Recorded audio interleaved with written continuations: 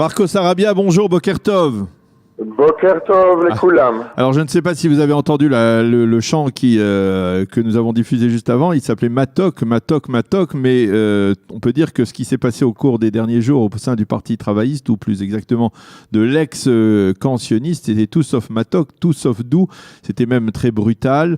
Ce limogeage en direct d'Avi Gabay, le leader du Parti travailliste et du camp sioniste, de Tzipi Livni. Alors, avant de rentrer dans les détails, on va dire, avant d'essayer de mesurer les conséquences, les répercussions de ces développements, votre premier jugement sur cette démarche, ça vous a surpris, ça vous a choqué? Et pour dire la vérité, au Parti travailliste, ça n'a surpris personne. Vous avez l'habitude? Non, c'est pas ça. C'est que effectivement, Tzipi Livni, avec tout le respect que je lui dois pour sa prestigieuse carrière politique, elle a envisagé énormément d'alternatives, disons, au Parti travailliste. Elle a quand même vérifié auprès de Benny Gantz la possibilité de se joindre à lui. Mais en plus de ça, il y a eu quelques problèmes en fait avec elle, parce que elle a un petit peu aussi forcé. Elle aussi a donné quelques ultimatums en direct à Avi Gabay, par exemple, il y a quelques mois, en exigeant devant tout le peuple d'Israël qu'elle reçoive le poste de chef d'opposition. Oui. C'est-à-dire que il lui a rendu, vous voulez dire qu'il lui a rendu d'une certaine manière la monnaie de sa pièce, un peu? Et non, disons que c'est une accumulation de choses. Ouais. C'est-à-dire elle a jamais vraiment reconnu le leadership de Gabay, c'est ça? Voilà, bon, ni celui de Bougie, pour dire, mais Bougie était beaucoup plus conciliant. Bougie, c'est un homme de paix, c'est un homme de dialogue. Et Avi Gabay, c'est un chef d'entreprise de plus haut niveau. Et pour lui, les résultats sont plus importants que toutes les combines politiques. Et pour le moment, on peut voir que le Parti travailliste se retrouve seul avec lui-même. Ouais. Alors justement, c'est une bonne chose. Alors c'est ça. Est-ce que c'est vraiment une bonne chose, parce que il faut pas oublier tout de même que même si aujourd'hui Tzipi Livni est critiqué par le parti, on l'a vu même hier avec certaines critiques émises par celle qui l'a remplacé au poste de chef de l'opposition, Sheli Yachimovitch, elle a quand même permis au parti travailliste de se hisser avec le camp sioniste à 24 mandats lors des dernières élections, ce qui était tout à fait inattendu. C'est vrai. Alors, si c'était inattendu, ça veut dire que les sondages ne sont pas très fiables. Il n'y a pas un sondage qui avait prévu c'est vrai, les résultats des dernières élections, ni celles d'avant même. C'est-à-dire que les sondages sont de moins en moins fiables. Ah oui, ça on peut le dire. Et à mon avis, les gens sont plus branchés sur les réseaux et ne répondent pas toujours aux sondages. Et puis il y en a qui aussi pensent que les instituts de sondage ne sont pas complètement objectifs. Ça dépend de qui les paye. Oui. Alors, donc, je pense... voilà, et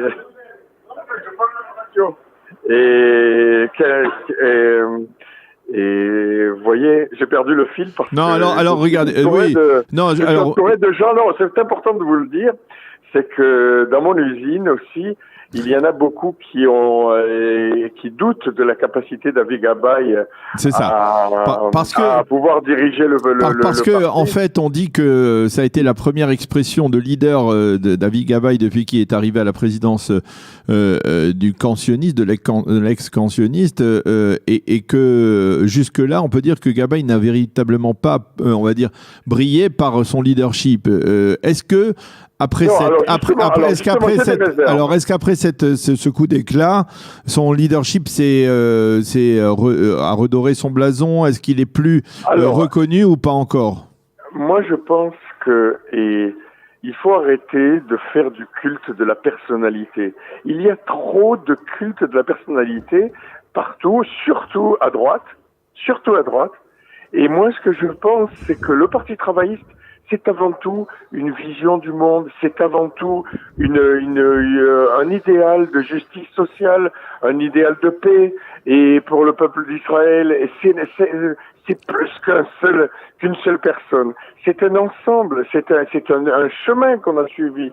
C'est-à-dire que pour nous, par exemple, la lutte contre la corruption est primordiale. Et ça ne dépend pas de Avi Gabay. Oui, ça dépend avant tout de l'esprit du parti. Oui, mais alors justement, cet esprit, on est obligé tout de même de se référer pour l'instant au sondage parce qu'on n'a pas d'autre manière de mesurer le soutien de l'opinion publique, mais il faut bien mettre dans la balance les deux poids. D'un côté, on va dire les deux poids idéologiques, les deux formations idéologiques traditionnelles de la classe politique israélienne. D'un côté, la droite, le Likoud, qui caracole en tête avec une trentaine de mandats. De l'autre côté, le Parti travailliste, qui tout seul, on va dire, ne dépasse même pas les 8-9 mandats. C'est-à-dire comment finalement vous expliquez cette bérésina politique? Il y a une sorte de remise en cause permanente chez le Parti travailliste, ce qui ne se fait chez aucun autre parti. Aucun autre parti ne fait autant de remise en cause et de débat. On a l'impression qu'il veut surtout remettre en cause le leadership de ceux qui les lient. Non, il y a beaucoup de gens très très forts, de leaders dans le parti. C'est-à-dire quand on voit Amir Peretz, qui était quand même ancien ministre de la Défense, quand on voit Shelly Yachimovitch, qui est quand même la pionnière du combat social en Israël, et bien avant la protestation de 2011. Et quand on voit des gens comme Itzik Shmuli, Stav Shafir, qui était aussi une des leaders de la protestation, il y a énormément de leaders, mais attendez, ce que je veux vous dire, c'est que chacun a sa manière de penser, il a son esprit critique, il ne va pas suivre aveuglément le leader et sans mais là parfois il faut bien avouer que on dit que le parti, je crois qu'on l'a dit même la dernière fois qu'on s'est parlé, le Parti travailliste est un parti qui dévore ses leaders, qui les élit et qui ensuite les dévore. On le voit, combien y a-t-il eu de leaders depuis les 20 dernières années du parti, depuis la fin de l'époque d'Yitzhak Rabin et de Shimon Peres, on peut les compter sur les doigts des deux mains, les leaders, et on voit que aucun d'eux n'a réussi à s'imposer véritablement. Non, ils se sont imposés dans le fait qu'ils ont quand même fait une cadence complète, chacun. Oui. Ce que je veux dire, c'est que c'est plus difficile de diriger des gens avec une conscience politique énorme, des gens avec un esprit critique développé, avec un niveau de souci pour le citoyen très développé, que de dominer un troupeau de moutons. C'est exactement ce qui se passe au Parti travailliste. Il y a la plupart des militants de longue date. Chaque militant vient pour des raisons idéologiques, pour des raisons pour le bien du peuple. Ils veulent vraiment améliorer le pays. Mais Marco... Alors non, attendez. Je veux te dire, Daniel. Et le parti a quand même 70 000 adhérents. Oui. C'est-à-dire que ce n'est pas un parti mort, c'est un parti vivant. Il y a des adhésions sans arrêt. C'est-à-dire que il ne faut pas se fier aux apparences. Le parti est très très actif, très très effervescent. Il y a des réunions, il y a des débats internes, il y a toutes des structures démocratiques au sein du parti. Et récemment, on a élu le nouveau comité directeur. Et en plus de ça, nos députés ont été parmi les plus actifs de toute la Knesset. C'est-à-dire que, par exemple, il y a ce qu'on appelle l'indice social à Dereg Achevrati dans la Knesset. Et vous pouvez dire, parmi les 5 premiers, il y a quand même 4 du Parti travailliste. C'est-à-dire que c'est une activité énorme. C'est-à-dire la plupart des lois sociales qui ont été votées la dernière Knesset, c'était l'initiative du Parti travailliste. C'est vrai qu'il a fallu des alliances et demander de l'aide à d'autres partis pour pouvoir faire passer ces lois. Mais le souci du peuple, le souci permanent du peuple est dans l'ADN du Parti travailliste. Et donc, le leader, ce que je veux vous dire, il faut se détacher de la personnalité, de faire de la sensation, et les idoles, ça n'est pas notre non, c'est pas une question d'idole. Alors, Avi Gabay, on a pensé. Mais il faut bien avouer, regardez. Mettre de l'ordre dans le parti. Ouais.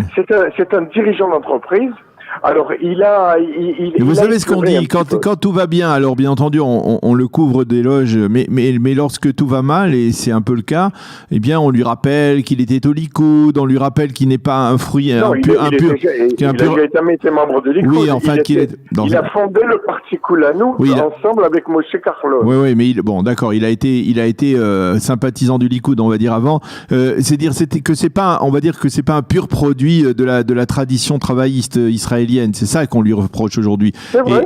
Et donc, quelque part... Mais entre nous, les purs produits du Parti travailliste, comme Amir Peretz et Sheli Achimovitch, ils n'ont pas assez réussi. C'est-à-dire qu'on leur a mis aussi des bâtons dans les roues. C'est-à-dire que je pense que ce n'est pas exactement le problème du Parti travailliste. Vous comprenez? C'est-à-dire que c'est ça le plus important de savoir. C'est qu'il y a un débat permanent dans le Parti travailliste, et peut-être qu'il faut parfois se taire et dire voilà. Et comme on dit en hébreu, il y a une belle expression. Imze netze la milchama, imze nenatzeach. Avec ce qu'on a, on va sortir à la guerre, et avec les moyens du bord, on va gagner. C'est ça qu'il faut penser. Parce que si chaque fois on se culpabilise, et on se flagelle, et on a fait mal, et on aurait dû faire ça, et on a fait ça, alors on ne fait rien. Si on fait comme ça, ouais. C'est-à-dire que la propagande de Likoud, elle est tout entière basée là-dessus contre nous. C'est-à-dire, vous avez fait ça, et vous auriez dû faire ça, et vous êtes pas bien. C'est-à-dire qu'il y a un côté chrétien, même. Chrétien, je le dis, parmi certains militants du Likoud, et l'autocritique, et il faut que la gauche se remette en cause, et vous avez mal agi, vous avez péché, et tout ça. On n'est pas chrétien, on est juif, et les juifs, on doit se poser des questions. On doit se poser des questions. C'est le peuple du livre. Ça n'est pas un troupeau de moutons. Le juif, il doit penser. Il doit se dire, peut-être je ne vais pas aller aveuglément derrière le leader. Le leader, c'est pas le bon Dieu. C'est même Moshe Rabbeinu, il avait été contesté. C'est-à-dire qu'il faut se rendre compte qu'un être humain fait des erreurs et sa grandeur, c'est de pouvoir corriger et de s'adapter à son peuple. Je pense que c'est ça. Et j'espère, je souhaite de tout mon cœur qu'Avi Gabay, il va nous emmener à la victoire parce que c'est un homme qui est très intelligent, qui apprend sans arrêt. Et je crois que le fait d'avoir congédié Tzipi Livni, c'est qu'il a compris que le Parti travailliste ne pouvait pas vivre avec trop de compromis. C'est avant tout un parti idéologique. Eh bien, merci beaucoup, Marco Sarabia, de nous d'avoir répondu à nos questions et à nos interrogations autour de ce qui se passe au Parti travailliste avec le limogeage de Tzipi Livni et les derniers sondages qui ne sont pas particulièrement réjouissants. Merci d'avoir été avec nous et bonne chance pour la suite de cette campagne électorale qui nous réserve beaucoup de surprises. Merci encore, Marco. Bonne journée. Au revoir. Bonne journée, Daniel.